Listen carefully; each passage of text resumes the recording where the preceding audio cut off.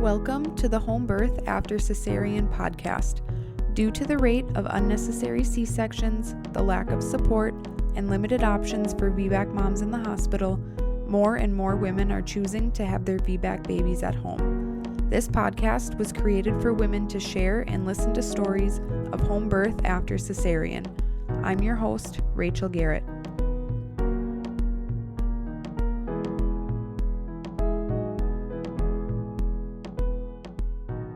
Today we have Natasha with us. So Natasha, if you just want to start us out with a little introduction, that would be great. Sure. So I live in Western Colorado. It's a fairly rural area. So Denver's like 3 hours away, and that's like the big city, I guess. My husband and I have been married for almost 4 years. Our anniversary is this week, actually. And we knew we wanted to have lots of kids.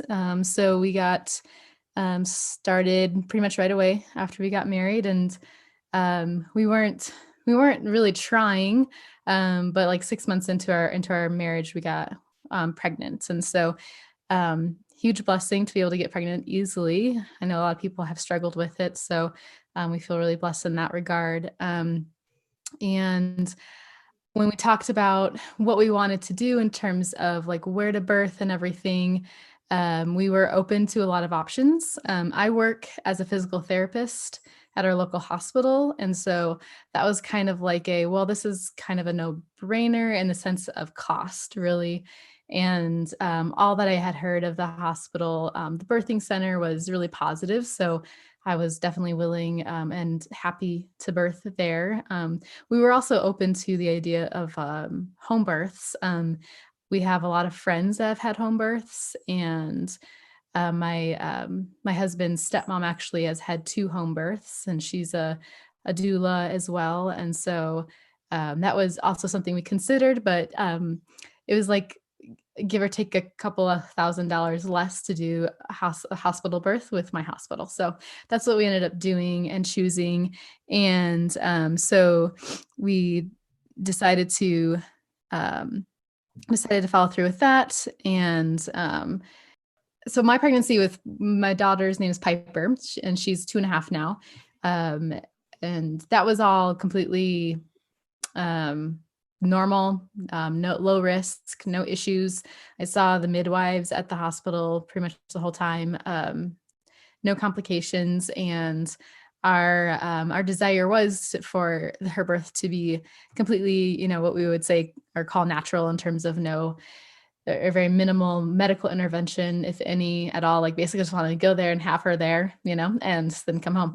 But and I was willing and realistic, understanding that there may be some things that we would have to maybe sway on or do a little differently, just based on maybe things that came up during the birth and during the labor. And I understood that, things happen. And so, or, sometimes people have really long, terrible, painful labors, and they're like, yes, I do want that epidural actually. And so I was open to, things like that, but I really wanted to minimize it and preferably not. And I, had like the whole birth plan and everything like that. I asked one of the midwives, I didn't want to be like bossy, be like, this is what I think or what I want for my birth, to the midwives and to the nurses that were at the hospital. But the midwife was like, no, that's what we want. We want to know what your goals are and what you would desire. So I was like, okay. So I laid it out, pretty much no interventions, is desirable and ideal. And so and this is, of course, since I've only had 2, this is, of course, the baby that I had a C-section with. And one of the postpartum nurses in the room, she was like, I looked through your birth plan and I'm sorry, you didn't get any of that. But essentially, I went into labor at 41 weeks with her, naturally, no induction or anything. Again, no complications. So labored at home from like 7 p.m. until like, I think 2 p.m. the next day. I wasn't able to sleep that whole night just because they were bad enough that I couldn't sleep through them. But It seemed like a normal, for first baby. I didn't know what to expect, but it seemed like it was progressing well. So we went to the hospital, probably earlier than I really needed to. But I was like, these are bad enough. I don't want to have to deal with these in the car. But thankfully the hospital is only like 20 minutes away from our house. So, but I was feeling good. I was still feeling, encouraged, and I wasn't like really far into, I didn't feel like I was really far into labor where I couldn't like handle anything yet. So, I probably could have waited longer, but it's okay. And I went in, and they do the monitoring for 20 minutes or so beforehand, and then like let you go is what the plan is. But as soon as they put the monitor on, and the nurse, I could tell like right away, she was just the first contraction. She was like, I'm going to go get the midwife. I'll be right back. And I was like, oh, great. This is not good. Like what's happening? And so essentially her heart rate was going down with every contraction, and which it's normal to fluctuate, of course. And I know there's, early decels, late decels, and like how well they respond. And so that's of all the things that I researched and looked up, like I didn't expect that to happen, especially right away. Like, again, I came in without any interventions. I hadn't had any medications, no epidural. So that was like, just like really threw me off to begin with. But they were going down into like, I think it was the 80s for her heartbeat at first. And then it would get down into the 70s later on as well. So essentially I had to stay on the monitor, which made me have to stay on or at least near the bed. And I tried standing up next to the bed, but her heart rate responded poorly to that. So they asked me to stay in the bed, like on hands and knees or laying on my side, which was just like, hands and knees was okay. Could handle that for a little bit, but I got tired. And then I would lay on my side, and that was just excruciating. That was like the worst position ever. And so it was just really, really tough. One of my first thoughts when they said, okay, you're going to have to stay in the bed, or, on the monitor the whole time. Like one of my first thoughts was like, I kind of like already gave up. I was like, I'm going to have a C-section, like my mind went straight to there, which I wish it hadn't. I wish I had been like a little more resilient in my thinking, but that was just, again, it completely threw me. I expected like, if I don't do anything, if I do everything right in pregnancy and I don't have to have any interventions done, then the ultimate evil, which to me was a C-section, wouldn't occur or happen. And it was like completely unthinkable that I'd have to have a C-section. I thought that the worst thing would be I'd have to give in to having an epidural or something, So it was like totally not what I expected at all. And that was like the one thing that I was like, I'm not going to give on that. But so it was like 5 hours of laboring like that. And finally the doctor came in and said, we recommend a C-section. And so it wasn't like pushy at all. It wasn't, I don't feel like he was like trying to scare me at all or anything like that either, but I just already felt so defeated that I was like, okay, like, I mean, my sister, I was really thankful for my sister. My sister's had 3 C-sections actually. All of her kids have been C-sections, and she was there. And so when the doctor said that, I just like stared at him, and I was just like, what? And so my sister asked for him to, if he could leave so that we could talk about it. And I'm thankful that she suggested that, instead of him just staring at me as I like stared back at him. I was like, what, really? Not that it was really that surprising, I think, at that point to anyone with, how things were going. So at that point I was just like, it was a hard decision because in my mind, I'm like, is this the time where we say, okay, let's wait an hour and see how things go? But for 5 hours, her heart rate had been doing the same thing. So, and again, I don't know if it was like one of those early, late decels, if it was like technically dangerous or not, or if it was just long enough that they're like, okay, nothing's happening here where it's like getting better. So I don't know. They didn't like tell me their thought process. But so I thought, well, either I tried to push for having this continue naturally, and I was at like a 7 at the time, I think, in terms of dilation, whether that means very much or not. But But then I also was like, well, but if I tried to do that, then what if she's born, with like some brain damage or something, and then I'd feel guilty for that. So I felt like I wasn't in a good place to make a decision, and I felt like I was giving up if I gave into the C-section, but then I also felt like I was being selfish if I pushed to continue to labor without a C-section. So I kind of just I would just said, we'll just do it kind of thing. And so my husband was on board too. And my mother-in-law, who's a doula, was there as well as my sister too. So I think obviously none of us expected that. And so it was uh, I don't know, it was kind of an ominous feeling in the delivery room, to be honest. So it was not, I think everyone didn't know what to do or what to say. And I think the thing that disappointed me the most was, I just wish that there was like a nurse or a midwife that could have come in and say, let's try some things, like let's try this sideline position, like some spinning baby stuff, which I knew of spinning babies, but I didn't, I was not in the mindset to like decide to do that myself. So I wish, like hindsight, and who knows if that would have done anything to make it any better, but at least I would have felt a little bit better maybe about my decision. Like, okay, we tried everything.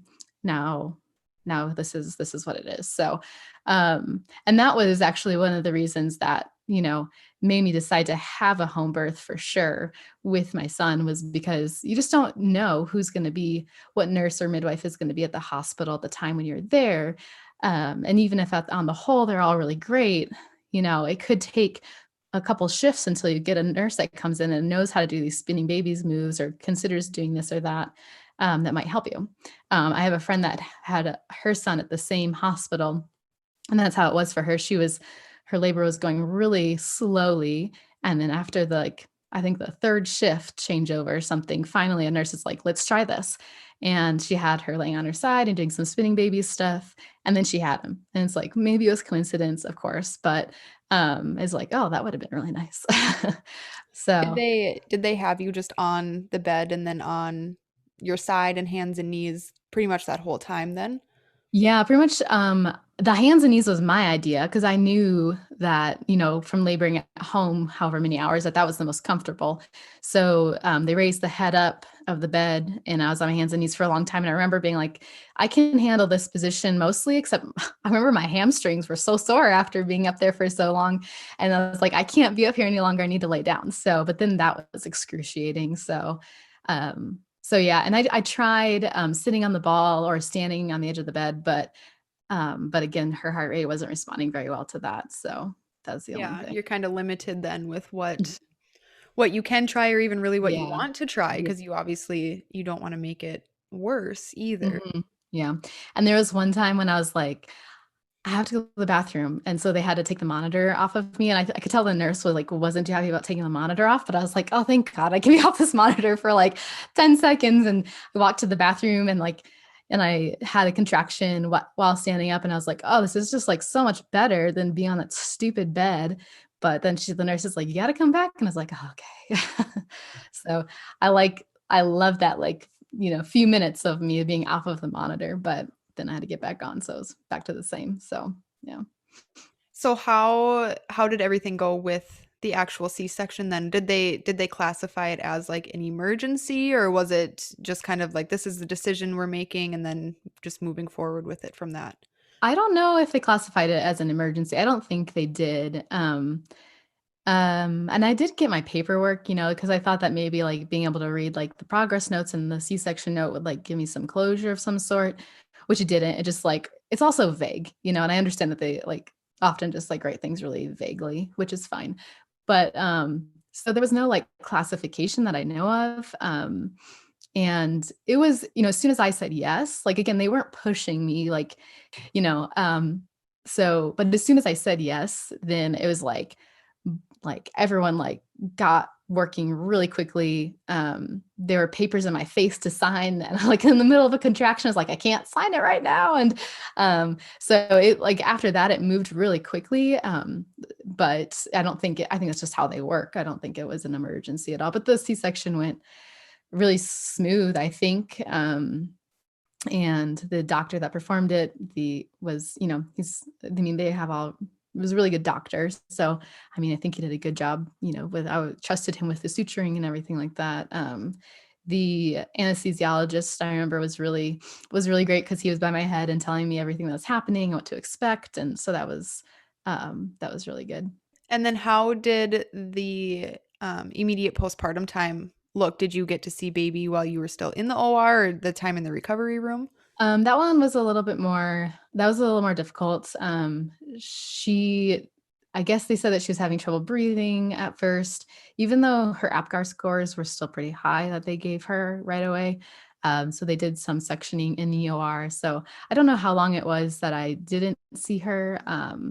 It could have been, honestly, it could have been like a couple of minutes, but it felt like 15 minutes or something, like I have no idea. I know they were suturing me up while they were taking care of her. And that was the hardest thing, like not knowing like what was happening, or, like I'd hear her cry a little bit here and there. So that was reassuring, but they were like trying to keep me up to date what was happening. And they brought her over to me, like all bundled up, and they had to take her to the NICU just to like monitor. So I didn't get to like hold her or anything. I kissed her, and then they took her, and I told my husband to go with her, so that was the toughest part. Dang it, it's been 2.5 years, dude. I still get like teared up talking about it. There's a lot of emotions that get wrapped up into these stories, and that's a hard experience. Mm-hmm. Absolutely. So I think that was probably the hardest, is not being able to like really see her or hold her. Mm-hmm. So they took me to the recovery area, and I remember my mother-in-law and my sister coming in, like taking turns to come see me. And then they did bring her in, like, I don't think it was that long, like she was doing well. So they brought her in, and I just like the nurse was like, okay, we're gonna see if she can breastfeed and see if she latches on. And I was just like laying there, like I think everything was just like a shock still. But I just felt like I wasn't, I was like out of it, like from I hadn't been on any medications, they didn't put me out in surgery or anything, but I think I was just like, it all like just happened. And so I honestly don't like really remember a lot of like the immediately after, or even that night, because she was born at like 7 p.m. And so I don't remember a lot of that night either. But yeah, so that was a huge reason of wanting to have a home birth as well. Definitely. So how did all of that transfer to leaving the hospital and then your postpartum time at home? I mean, I think like first, I feel like I had a pretty normal postpartum period in terms of that, and like I didn't have postpartum anxiety or depression or anything like that, but I think like just being a first time mom, it was just tough. It was more tough first time around, at least. Than I definitely dealt with the postpartum stuff a little better the second time around, even though I had a toddler at the same time. So nothing like super significant with that. I healed well. Everything went okay. So that was pretty non-significant, I think, in that way. But I did, after having my daughter, I did, as I mentioned, I'm a physical therapist. And so another therapist at my hospital system, she was at the time the only pelvic floor physical therapist, and she needed help because she was huge, wait lists and everything. So she asked me, and I'm in a different clinic. So she asked me if I could help out and learn to do pelvic floor. It's definitely a specialty part of rehab. And so she asked if I could take some classes and shadow her for a little bit. And so I could take on those cases as well. So I did. I was definitely much more interested in it after having a child of my own, and more comfortable with the idea of doing that as well, having experienced it myself. And so So now I've been like for a couple of years been doing pelvic floor rehab, and so that's really helped me. We treat not just like postpartum women, but also pregnant women. And there's some areas in some places where they have pelvic floor PTs in the hospital, like during labor with them, and doing things that are spinning baby like, just to like learning how to best position mom and for comfort, but also for baby's positioning and stuff like that. And so I learned a lot in that time frame from becoming or starting to learn about pelvic floor rehab to becoming pregnant with my second child. So I think that really being in that world and having that knowledge really helped me the second time around as well, in a lot of things. So I just like would mention that, that was, I feel like I have a little step up in that way, is to be able to like know how to, and being in the medical field in general too, knowing how to advocate for myself and to be confident in that. So I think I learned a lot in that regard not only after my first, but then also getting a more specialty education in that area. And I'm glad you brought up the pelvic floor therapy too. That was something I didn't know about before having Right. my own baby. And wow, it made a difference. Like Oh, I could totally tell in my own healing just from before I did that. And then I think I only did like 4 or 5 sessions, but that made a huge difference for yeah. me. It was Yeah. crazy. So Yeah. I recommend that to everybody, like regardless of the kind of birth that you have. That's Right. huge. Right. I think regardless of the birth and regardless of like the issues that you have afterwards too, in pregnancy, even if like, honestly, I think even if people are having a pretty, low complicated, pain-free, if they're not leaking or anything like that, it's still good to like get a visit or two of pelvic floor PT just to help in other areas. Or, you often when working with people, you're talking and discussing things and they're like, oh yeah, I do have that issue, or yeah, that is kind of a problem, or yeah, I can't do that and I would like to. And so we can help with that. So in any prenatal, postnatal, and even, men and women that haven't had babies even still need pelvic floor PT. So it's kind of a all around kind of thing. Yeah, absolutely. And I think so many of those little things that come up when you're having those conversations, that's like, oh, yeah, that does happen to me. Yeah. There's so many common things, but that doesn't mean that it's normal. I was Exactly. actually just reading a huge thing about that the other day, like headaches and like round ligament pain and all sort. I mean, there's I could list a million things throughout Right. pregnancy, but just life in general.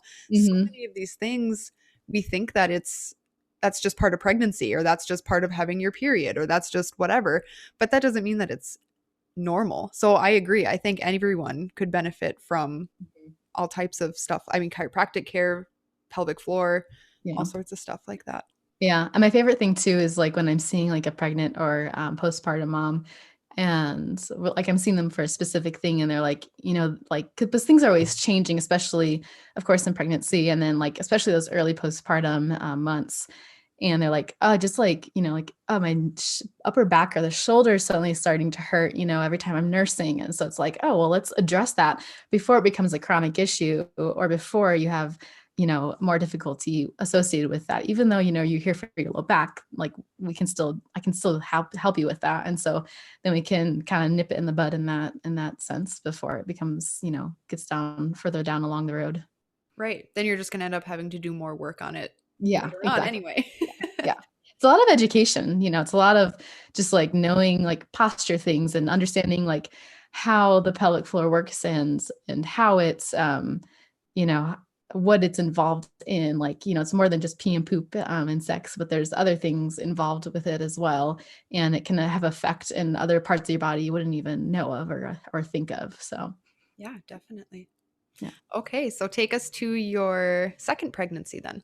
Okay, so we got pregnant with my Micah. So when Micah's baby number 2, he was born just this May, And so again, we're pretty blessed to not have had any real trouble getting pregnant. So I know some people have that like second infertility issue, so and stuff, and we're really blessed in that way. It did take a little bit more work because I had to like track my ovulation, and so it took a few months, but it was really no big deal. But yeah, again, very uncomplicated and healthy pregnancy. I guess I will say the only thing I did have with both pregnancies, which is like not a very fun thing, which I guess most issues in pregnancy aren't, but I did have vulvar varicosities. And so varicosities, on my vulva, and which is not very common. I think it's like 4% of pregnant women have it. So but again, as a pelvic floor therapist, I knew what it was, and I knew a garment that I could purchase that like pretty much completely alleviated the pain and discomfort. So I could still stand and work and stuff. So that's the only like, I guess, issue I really consistently had with my pregnancies. But anyways, so I think before we were even pregnant, we discussed like, okay, we do want to do a home birth because again, it was already an option to begin with the first pregnancy. And it just like, we knew the one lady, honestly, there's one person in our area for like a 2-hour radius, I think, that does home births. And so, but we knew her personally through like my husband's stepmom had used her, of course, and all of our friends in the area that had home births used her as well. So we knew of her and had met her a few times. And she's been doing that for a long, long time in this area. So we were comfortable with knowing who she was and how well she did, and she was a good midwife. So we decided that pretty early on. I did have, a couple, I'm very much into like making sure I research everything and like know my options and know what's the best option for me, because I was talking with a midwife who was kind of a friend at the hospital when I was pregnant, it was even before I was pregnant. And I asked her about, because I just wanted to make sure that there weren't any other home birth midwives in the area that she knew of. And she's like, oh, for who? For you? And she's like, I wouldn't suggest anyone for you because it would be a VBAC. And she's like, you should have one at the hospital. And she mentioned the risk of rupture and everything like that. And she recognized, of course, that it is like an extremely low number in terms of risk, but, if it happens, it could be, deadly and all that. So, and of course I already knew all the statistics and those numbers. And I felt like it wasn't any more risky than like a first time mom. I guess technically it is a little more statistically, but I didn't feel like it was risky enough that it would keep me anywhere from doing a home birth. So I don't know those numbers specifically off the top of my head, but I know that it's like 1% of VBAC moms, right, rupture. And then of those 1%, like maybe like somewhere around 6% are like actually deadly. Is that right? Yeah, I don't know the exact numbers off the Yeah. top of my head either, but yes, I know it's a higher percentage of VBAC moms, but the overall risk is Mhm. still low. And then you're right, of that small percentage, like it being a catastrophic or Right. life endangering thing Yeah. is also very low. So you have a low percentage of a low percentage. Yeah. So Yeah. overall your risk is low. Yeah. So so especially because we do want to have a lot of babies, definitely like VBAC was the, obvious thing. But then on top of that, a home birth was even, more obvious because of, I felt like my chances of having a successful VBAC would be more likely at home with like a midwife who I knew was who was going to be there, versus going to the hospital, not knowing what midwife or doctor or nurses were going to be there. And also I just feel like just being away from like any of those, that cascade of interventions, not having them being really much of an option, just made me feel more comfortable about my chances and being successful with that. and, other things, being at home, more comfortable, not having to worry about when to go in the hospital, and all of that just made sense to me. And so after she said that, I was like, oh, okay. Because I totally thought in my head, like, oh, she's going to be totally fine and on board of me having a home birth, home VBAC. And so I did research a little bit of like any birth centers in the area, which the closest one to us is an hour away. And I, contacted them, and they don't even do VBACs. They would like to, but the doctors that support them don't support VBACs at a birth center. So they would have to, they're like, we can accept you, but then when it comes time to having the baby, we would go to the hospital with you. So I was like, well, what's the point? That's not what I want. Right. So You might as well, if you're going to do that, then just plan to go to the hospital in the first exactly. place.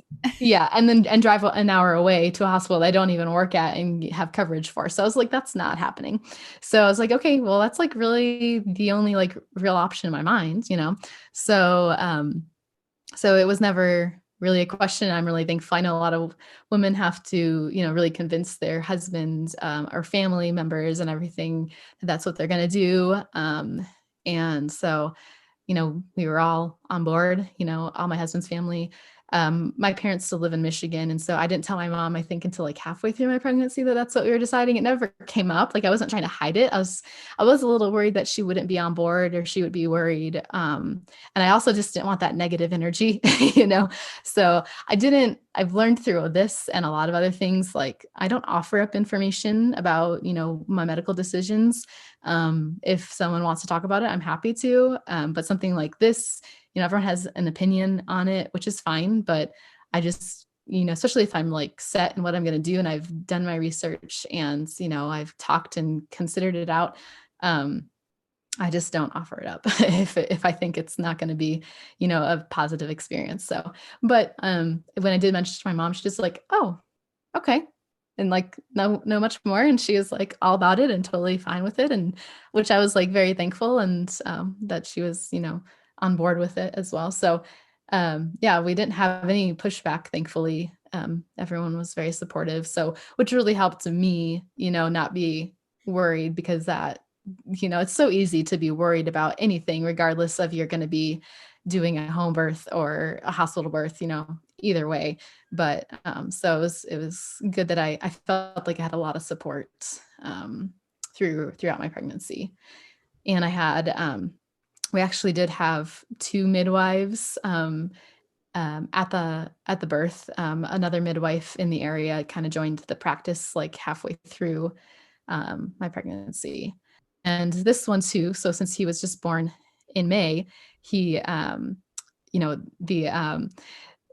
COVID, right? So COVID hit before he was born, like in March, a few months before he was born. So so that was like a lot of uncertainties of what was going to happen. They didn't want me to birth in the birthing tub because they weren't sure, like no one was sure of anything at the time, like transmission wise. So there's like a lot of uncertainties in that sense, but I was thankful that the whole time through my midwife and the second midwife, and then they also had a midwife student who I loved as well. They were all very supportive and really great about everything through the uncertainties of COVID too. So it was really good. Did you guys do anything different prenatally as far as like preparation for the birth? Like, did you do any birth classes or any books that you read, any resources, things like that? No, I think I actually did less the second time around. The first time around, I did so much reading. I also read a lot more in general before I had kids. So Right. I did tons of reading. And there's a couple that I really liked Mindful Birthing, and I can't remember, I think by Nancy. Have you heard of that book? Yeah. So I read that one before my first, which I really liked. And what else? Oh, Ina May Gaskins. I loved reading her book too. What is it called again? The Natural Guide to Childbirth, or Ina May's Guide to Childbirth. Yeah, I Ina May's Guide know to Childbirth. Yeah, he that one. also has Spiritual Midwifery, which that's Yeah, a good one too. I didn't read that one, but I read the Guide to Childbirth, and that was really great. So And I read like Natural Hospital Birth as well, which was good. The Birth Partner by Penny Simkin. I think Penny Simkin's a PT. So that was really, which I didn't realize at the time, but so I had read, all those and some more, and had my husband read certain parts of some of the books and stuff. And um, but so this time around, I was just kind of like, you know what? I don't think I want to do that. Like, as I felt, again, being in like a pelvic PT and like being in that world, like treating pregnant patients and postpartum patients a lot. I didn't feel like I needed to. I did read some things just to try to help work through my emotions and such from the C-section. And just, I want to, because I've heard of, some moms, trying a VBAC and kind of being blocked in a way from, or not even a VBAC, even just like having another birth after a traumatic prior birth. So I didn't want like any issue with that, like any emotional blocking, I guess. I think there's a technical term for it, but but I was like, I think I'm working through it fine. I don't know. Like, how do you know if you're ready? So the blessing with COVID, to be honest, was like, I didn't from mid-March on, I didn't work very much because our outpatient clinics were all closed. I still did work a little bit. Thankfully, the way my hospital responded to it was really great. In that I didn't get laid off and I still got my normal salary. But I was working like 2 days a week, maybe. So I was able to like spend more time in the garden, like squatting a lot more. And I took a lot of baths, and I did a lot of my meditating and just like relaxation time, and imagining like, what it'll feel to like birth a baby and like bring him to my chest right away, and and all that kind of thing, and things my midwife suggested me to do. So I was able to do that kind of stuff a lot more, I think, but I didn't really prepare more in any other way. And I feel like I was worse actually the second time around with like getting in a certain number of squats and stretching a day and all that kind of stuff. And I think that just comes with, second baby, but with having a toddler and stuff. But I was a little more relaxed in other ways, I think. So that was helpful. And then did you do all of your prenatal care with that midwife as well? Yes. Yep. I did all the normal prenatal care with her. I didn't have to go anywhere else. She was able to like take blood and do everything for tests and send them off. So, yeah, it was, again, the second midwife came on halfway through. And so I really liked her as well. So, she was always there at the visits, or, with COVID, we were doing a lot, some, over the phone visits or FaceTime visits too, which, worked fine as well. Yeah. Then how did labor start? So it was a Tuesday morning, and I was, you always have like that checklist of things you want to get done before you have the baby. So I was weeding, and I'd gotten the front yard done, and I was in the backyard, and I was squatting, and I was like, because I was thinking this is going to be good to like get him down in a good position. And I was squatting, and I don't ever remember it.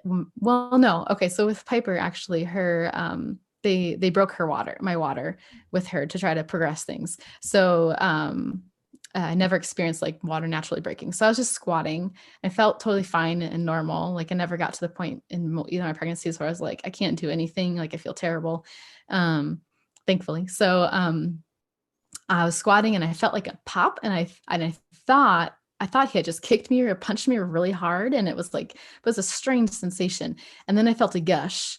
It wasn't huge like in the movies, but I felt like wet. And I was just like, I was a little bit in denial in my head. I was like, that couldn't have been my water. But I waddled into the house, and I was like, Nick. And he like comes running down. It's like, I think my water broke. And he's like, really? Like he's all excited. And I'm like, kind of excited, but also like my water just broke. I'm not having contractions. And so that really worried me. Like that, I was like, it was a cautious excitement because because there's a timeline, right? So if your water breaks and you don't get into active labor or have the baby in a certain time, then they get worried. And then, with planning a home birth, I didn't want to be sent to the hospital for any reason. So, so I called the midwife, and she she's like, okay, thankfully the student midwife lives like down the road from me. So she came over and had the midwife on FaceTime, and she was able to take my vitals and baby's vitals and everything looked good. So they're like, now it's just like, you got to try to see what you can do to help, help progress labor and start getting contractions. So I was like, I am not going to go to the hospital. So it was like, I forget what if it was like 12 hours. I forget what the hour timeline was, but until to be in active labor. So maybe it was 12 or 24 hours. I don't know. Clearly I don't remember. But so I started with doing the miles circuit, like there's a couple of positions that you lay in for half an hour each time. And then did some walking, went up and down my stairs sideways, 2 steps at a time. We went to the chiropractor, who I had been, actually, that's one thing I was doing differently, I guess, as I was seeing a chiropractor weekly from week 30 onwards. So I went and saw him that day, and then we did a lot of walking in town. My husband made me a spicy lunch to eat. I did so many things. The midwife suggested certain homeopathic things to take or to try to help, which I did that. I drank cayenne pepper water. I swear I did everything. I wasn't still at all, because if I even just sitting on the ball, like doing a little bouncing, I felt the contractions kind of fizzle out a little bit. So I was like, I can't just sit. I gotta keep moving. And so I would lunge. The up and down the stairs 2 at a time, like really worked really well. And then every time I did feel like a hint of a contraction, I would do the lift and tuck, which is the spinning babies thing. So and then I went to the chiropractor a second time and then finally, like, they were definitely getting to the point where they're starting to feel a little bit stronger and painful, but inconsistent. I think this is around like 5 or 6 p.m. And my midwife, both the midwives and midwife student and my mother-in-law were over at the house, and all day too, while I was doing all this. Piper was at the in-laws' house. Thankfully, they were able to take her, so we could just do whatever we needed to. But they were all there, and it was kind of nice because they were all just kind of like hanging out and chatting. They're all friends. They all know each other. And one of the midwives was like knitting, I think. And so I was like, well, at least they're not worried, and they're like totally confident. It's just like a good like feeling, like they're just hanging out, and I'm just, in labor right now. I don't know. It was nice. It was like, it was pretty stress-free on one last walk. And so, we live by a really big hill. So my husband and I went up on a walk and went up there, and they're definitely getting much stronger. And then I was coming down a hill, and I actually walked past an old patient of mine and he's like, oh, having a baby? And I was like, hopefully. And so, and like the neighbors were like, is that baby coming? And I was like, I hope so. And so it was just like nice. Everyone was just like really supportive in that way too. And then as soon as we got back home from that, things just like started happening pretty fast. Like all of a sudden they're like, okay, these aren't fun contractions anymore, kind of thing. Not they're ever fun, but all of a sudden, like, I really need to like lean on something or really breathe through them. And it was just amazing how things evolved so quickly and so well. It was just, I was just surprised by how, like, everyone was just kind of hanging out doing their thing. And then all of a sudden, we're upstairs and they've got the birth tub blowing up and the water going in it, and they're pulling out all their supplies. And it was just like, they're just like, all of a sudden, snap of the fingers, they're like, okay, this is like go time. Like, and like, I didn't have to say anything. They knew where everything was. And my mother-in-law, who again is also a doula, she's also a birth photographer, or photographer in general too. So she's like kind of wearing many hats that night, but they all just like got everything ready. And I remember sitting on the toilet, connected to our bedroom. And I was just like, looked over, and they're like just doing everything. And I was so surprised with how efficient they all were. And so that was like, I don't know, it's just like really cool to experience that. So.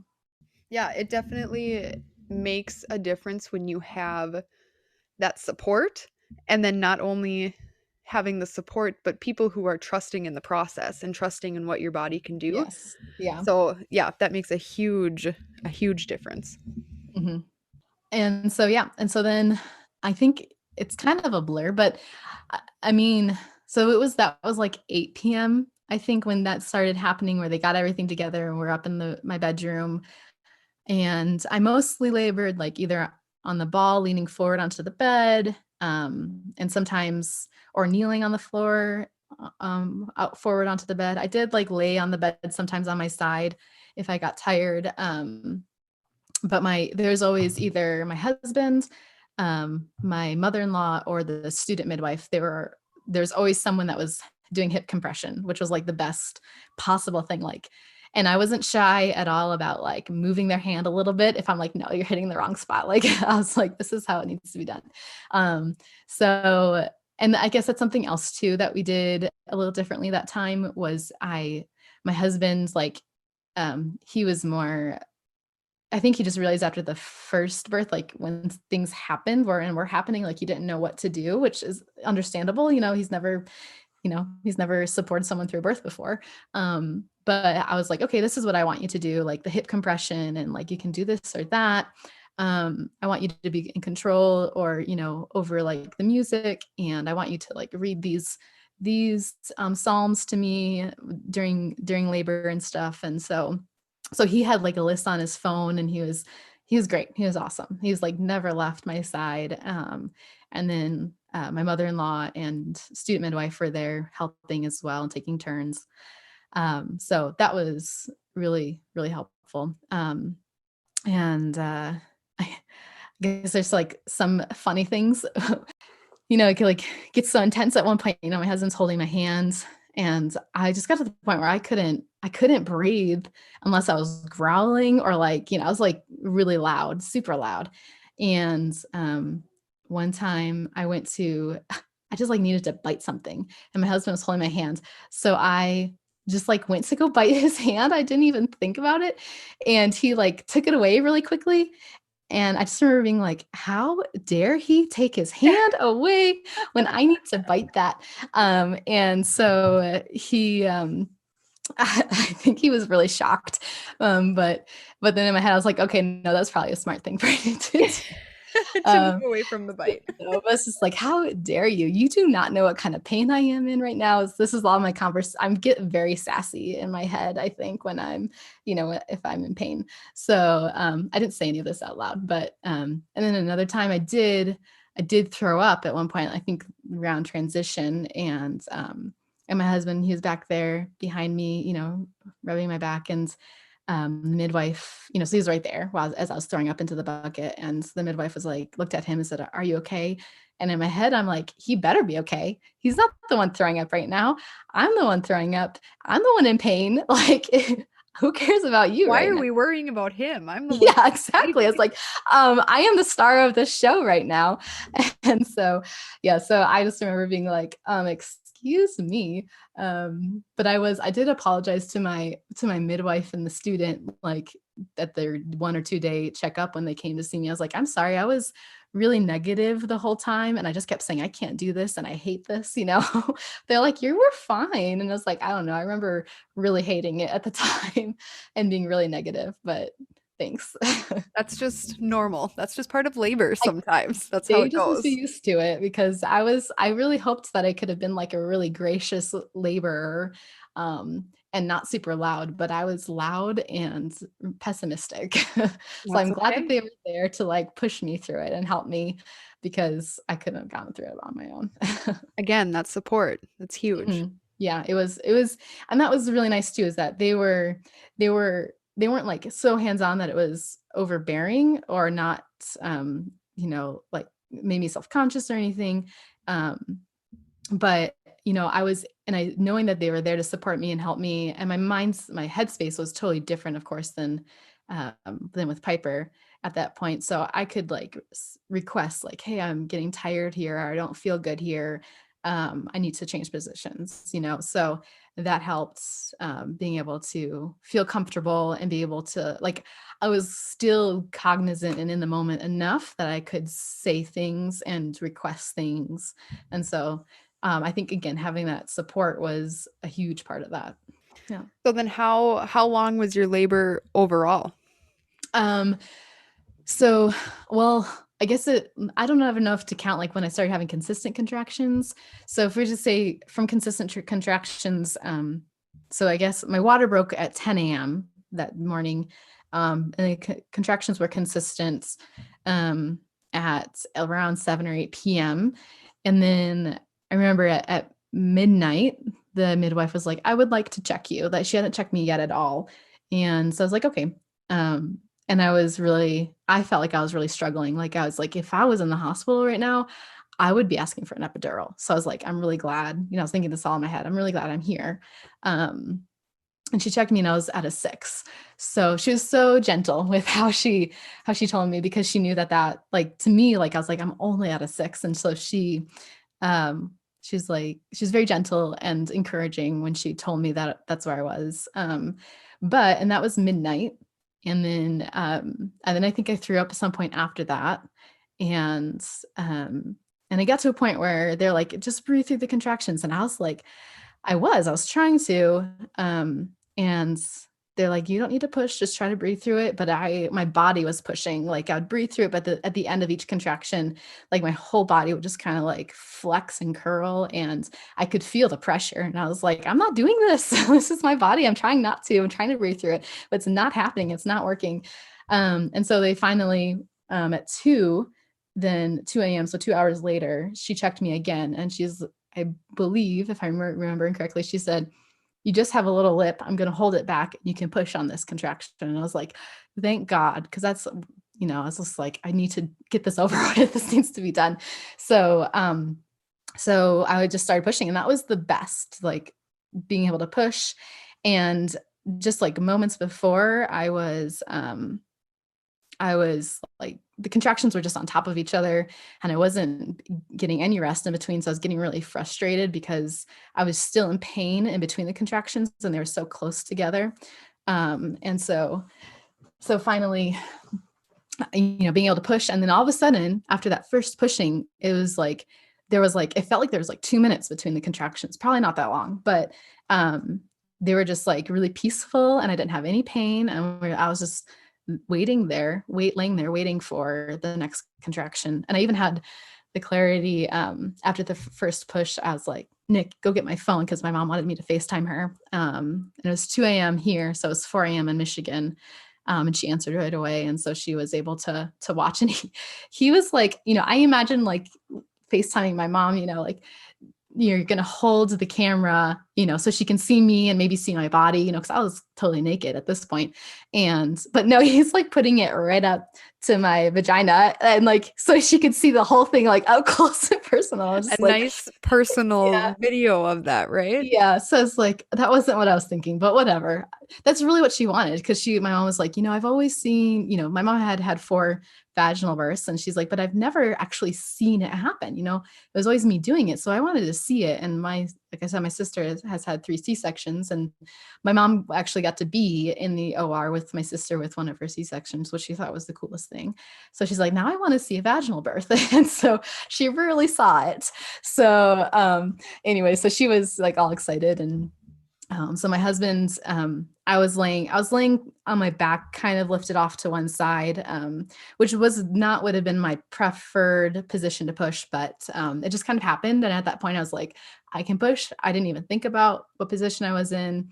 But my husband was on one side. And then one of the midwives was on one side, and as well as the student midwife. And then the other midwife was monitoring as I was pushing, and my mother-in-law she was going to catch. So I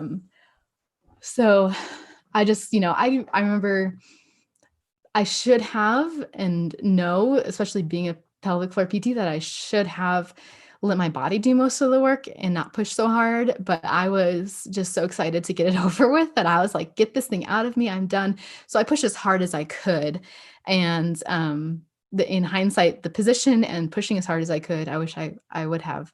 That's the only like thing that I would have changed about it, because I did end up with a 3rd-degree tear, which just complicated things a little bit afterwards. But but that pushing, it lasted for only 15 minutes in that position there. And then he was out. And I was just like so shocked when it was, because I thought, some people push for 2 hours. So it was just like of active pushing to 15 minutes. So it was really great. And they put him right onto my chest. And I think the first thing I said was, thank you for coming out, or something like that. Aw. And it was great. Like they helped me get like into a more comfortable position, just like slid up on the bed a little bit. And I was just shocked and surprised. Like it felt like almost no time at all. But I think there was actually hours of them like just cleaning things up and putting things away, and they just did it all. And didn't really bother me. I mean, I think they checked in on me and, got me some food and made sure he was doing okay. And I just laid there. And at one point, Piper, it's 2 a.m. and she's like just a couple doors down. So she woke up, and so she came in and she just sat on the bed, and she's just like not sure what to think about this little baby all of a sudden in her room or in her house in the middle of the night. So, but yeah, they did all the laundry. They like washed and dried it and folded it and cleaned up the birth tub, and everything. So it was, that part was really great. Again, I was really impressed with how great they did. Yeah. And then to be able to just go lay in your own bed Mhm. after with your Yeah. baby. Yeah. Yeah. It was great. Like I just was, my husband was in and out because he was taking care of Piper also, since she was up at 2 a.m. But yeah, and I just laid there, and it was really cool too because he was on my chest, and he was right by my breast, and he started like bobbing his head around looking for it. And I was like, it was pretty soon after because everyone was still in the room, and I was just like, I think he's trying to latch. And I was like, I didn't even think about that, like that he would do that so soon. And it kind of made me nervous because I didn't want it to hurt, And so I was like, oh, like kind of freaked out. And he just like latched on perfectly and started sucking. And I was like, oh, okay. And then midwife came over and she's like, oh yeah, looks good. And like it That's was nothing. awesome. Yeah, it was really cool. The breast crawl. I've seen Yeah. a couple of times, and I just Mhm. think that that's the craziest, but also one of the coolest things Yeah. that I've Yeah. ever seen in that immediate postpartum period is the baby really, without any help from anybody else, be able to make their way over and latch on. Yeah. It was really cool. I was like, oh, it kind of freaked me out because I was like, ooh, like it gave me the heebie-jeebies. But then I was like, okay, this is okay. It doesn't hurt. It's good. So then did you do more postpartum care with the midwives like obviously they were cleaning up and checking you guys over and all of that, but then Yeah. did you have additional postpartum care afterwards? Yeah. So they I have to say, since I had a third degree tear, they so they cleaned everything up and like gave us some time, and then they put Micah on my husband's chest, and then they kind of checked me, and I to check my tearing and see if I needed any stitches. And so the one midwife looked at the other two, and then they walked out the room and to discuss it. And I was just laying there. I was like, oh, great. I have to go to the hospital. Like I just knew. I was like, why would they walk out of the room to discuss what they're going to do if it wasn't like terrible enough that they need to decide what to happen. So they're like, it's like just barely a third degree tear. But technically you should go in, and it would be best if you go into the hospital for them to do it there, just with the supplies that they have. And I think in Colorado might be a legality as well with it being a third degree tear. So that was like a huge bummer. But they called the hospital and got it all set up, made sure like what was best time for me to go in. And so he was born at like 2:15, and it was like 7 a.m. is when we left the house to once they did all of his like newborn, like all the screening and everything for him too, and weighing and all that, and I had already showered and dressed and everything. So it wasn't an emergency, of course, or anything, but it was just like it needed to be taken care of at the hospital. And that experience, like while I like wish that I didn't had to go, I didn't want him to be, Micah was in a car seat, from like a few hours old. and it's not a far drive, but it was uncomfortable enough. But the midwife, no, it was a doctor, midwife and a doctor, OB that did it, and they were really great and really nice. And there was like no negativity about it being a home birth or anything like that. And so I was really glad that at least that's always my worry, is like, if I did have to transfer, it was like, I just don't want like, further guilt be thrown on top of me or anything like that for my decisions. And, um, so it was a positive experience in that. And they were super nice. They're like, stay here for as long as you want in this room, order some food if you want, kind of thing. So, but my husband's like, let's just go home and sleep in our bed. So that was the only, again, who knows if like, if I had not pushed super hard or laying on my back, if that would have changed the tearing situation. But I wish that, that's the only thing I would change, I guess, about everything. But, so I forget about that even happening, to be honest. So it was, very a small little blip in all of it. But yes, I did do the same. The same midwife and students they came to my house, I think 2 days after, and then they did a week on the phone. Normally they would come in, but because of COVID, they just did over the phone.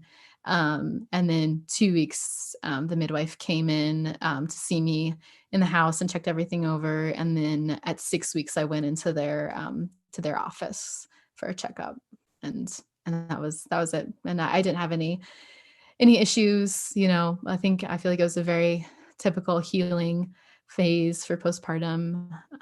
So nothing out of the ordinary otherwise.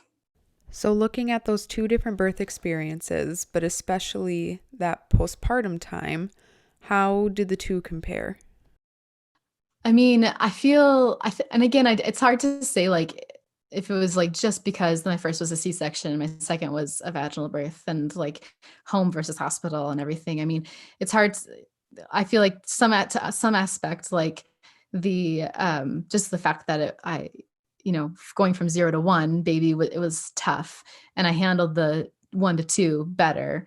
And I think I just knew what to expect with like sleeplessness and how the baby is gonna, progress in sleep or potentially, and handling breastfeeding. I was really pleasantly surprised that I never had any nipple pain at all breastfeeding my second. Whereas with Piper, it was painful for like the first 2 weeks, which I think is pretty typical. But so I expected the same with him, but with Micah, I didn't have any pain, so I was really, really glad. But I feel like it was smoother because I think I had lower expectations for myself. For one, with Piper, I was like, I need to get up and I need to go and I need to do things. So like from week 2, even I was walking a lot more. Whereas after him, I was able, I stayed laying on the couch or in bed as much as possible. And honestly, I mean, like the recovery from a C-section for me was a lot harder. My whole body in general, I had like constant headaches for a couple of weeks. My whole body felt more tired. Whereas with after Micah, it was like just my vulvar region, just my perineum was sore. And like if I stood for too long, then I felt like that heavy swelling kind of feeling. And I would like, okay, I have to lay down now. So, which I think that actually helped me recover a little, helped remind me to lay down and take a break, because with the C-section, like I didn't have that heavy feeling in my vulvar region at all. What was painful was any transitions, like getting up and out of bed or going up and down stairs. But I could stand and I could walk without very much pain. So I did a lot more than I should have early postpartum with Piper. And so healing wise, I think having had the vaginal birth like actually helped me to be able to just like lay and rest and remind me that I needed to heal, even though you still need to heal just as much, if not in some cases more, I guess, in some ways from a cesarean as well. But yeah, and both postpartum phases, we had wonderful family and friend and church family support. So we weren't lacking in that area in any way. And my husband's super great. He works from home too. So he He's always home anyways. So that was like never an issue with me being home alone with the kids. Like he could always let me take a break. Um, and he would like take Piper outside during the day, and I would take a sitz bath, and then I'd lay down on the bed with Micah and like just rest. And so he like vacuumed and he cleaned. And in fact, like I think when the midwives came, they're like, he's vacuumed, and they're like, this is cleaner than my house. And I was like, I didn't do it. Don't get angry at me. It was all my husband's. And so, but he's always the cook anyway. So like I didn't do anything. I just got to rest and just take in the baby and times and stuff. So yeah, I think the lower expectations just on my own part was really what helped me be able to rest more and heal better, but also emotionally and hormonally, I think I just have better expectations of what to expect. So yeah. Looking at both of your experiences and just kind of your journey overall, do you have any advice or I guess just like lessons you wish you would have known sooner that you would want to share with women who are currently either pursuing a home birth after a cesarean or even just looking at the different options that are out there? What's something that you would want to tell them? I mean, I of course would really strongly encourage anyone that wants to have a VBAC, if they can, to look into a home birth, because I mean, I think statistically you are more likely to have a VBAC at home and I think that's because you just get that one-on-one relationship usually with the midwife or midwife group. And you're comfortable. And there's so many like even OBs that have researched this too. I think there's like a French OB, I forget his name, but he's done studies on like just the environment and how the environment impacts laboring women. And it just makes so much sense, like to have a baby at home, like where you're comfortable and have people come to you to help you. And I know that a lot of women are uncomfortable with that. And they're like, well, what if something goes wrong? Especially with it being a VBAC. And I would encourage people to talk with a home birth midwife in their area, because most of the time, like, it's such a small percentage of any true emergent transfer, because a good home birth midwife is going to know ahead of time, she's going to see the signs and of what's gonna, if there's any reason there needs to be transfer. And most of those high risk cases are transferred during care, prenatally, not even during labor or anything. They recognize, they monitor you just as well, during the prenatal phase, and know what to look for, and they do all the normal testing and everything. And so they'll refer you on to an OB or to a hospital system if needed early on. And then in labor as well, they're monitoring just as well as they can and do at the hospital. And they can see if something's going to happen, or if things aren't going well, then they would, bring you to the hospital. And in most of the cases, it's not an emergency situation, and if it is, I mean, it's probably would have been an emergency situation at the hospital as well. So it's not like any negligent usually on the midwife's parts. But yeah, and I think for me too, as and as a Christian, and I, having a strong faith in God's sovereignty, and knowing, that God is, in control of all things, I just to be like, not that in a morbid or careless sense, but I felt like, if I'm going to have a child that is, something's going to happen, like God is in control of that. And so it was really helpful for me, coming from a place of faith, to be able to have more trust in that, and how God has made our bodies to work and to be. And so for me, it was easy to trust in that. And not to say that like every, Christian or anyone of any faith is going to like have to have a home birth or is going to be comfortable with that. It's up to everyone's comfort level, of course, but I think if you can, then it's certainly something to look into. And it's very often, if you look statistically, it's very often a very safe option to have, I guess. Yeah. And I think spinning babies is such a really awesome resource, and their website has so much information, and sometimes it's overwhelming, I think, for a lot of people. But I got their weekly, just like gestational weekly newsletter with this pregnancy. And it was nice because they just like added one thing, like, why don't you try to do like heel stretching this week, or why don't you try to do the inversion stretch this week? And so they added things in really nicely. And then they have a lot more information on their website. And so I think just having some tools that, just picking a few that you could like teach your husband or whoever's going to be helping you during labor, then I think that would be like help you feel prepared, and then have some tools to use that are really actually helpful during labor as well. Well, thank you. Yeah, you're welcome. Thank you hopefully I didn't ramble too much, but thank you for having me on, and it's good to talk through all this.